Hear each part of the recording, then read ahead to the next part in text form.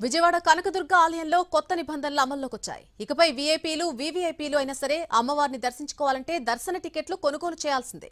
ఇప్పటిదాకా వీఐపీలు, వీవీఐపీలకు కల్పిస్తున్న ఫ్రీ దర్శనాన్ని నిలిపివేయాలని ఆలయ మేనేజ్మెంట్ నిర్ణయం తీసుకుంది. విజయవాడ ఇంద్రకీలాద్రిపై వెలిసిన కనకదుర్గ ఆలయంలో నిబంధనల విషయంలో కీలక నిర్ణయం తీసుకున్నారు ఆలయ అధికారులు.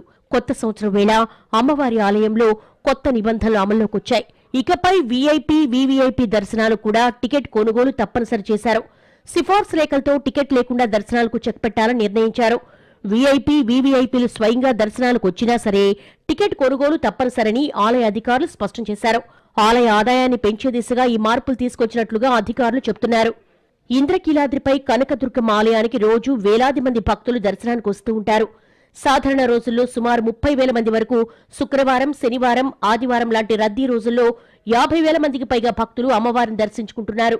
అయితే రోజుకు 200 నుంచి 300 మంది వరకు సిఫార్సు లేఖలతో వచ్చే భక్తులు టికెట్లు కొనుగోలు చేయకుండా దర్శనం చేసుకుంటున్నారని అధికారులు గుర్తించారు. సిఫార్సు లేఖలతో పాటు కొంతమంది ప్రోటోకాల్ పేరుతో కూడా టికెట్ లేకుండా దర్శనాలు చేసుకుంటున్న నేపథ్యంలో ఈ అంశంపై ఆలయ ఈవో సీనా నాయక్, పాలక మండలి చైర్మన్ రాధాకృష్ణ, ఆలయ అధికారులు, ధర్మకర్తల మండలి సభ్యులు సమీక్షా సమావేశం నిర్వహించారు. ఈ సమీక్షలో సిఫార్సు లేఖలతో వచ్చే వారందరూ తప్పనిసరిగా దర్శన టికెట్లు కొనుగోలు చేయాలని నిర్ణయం తీసుకున్నారు.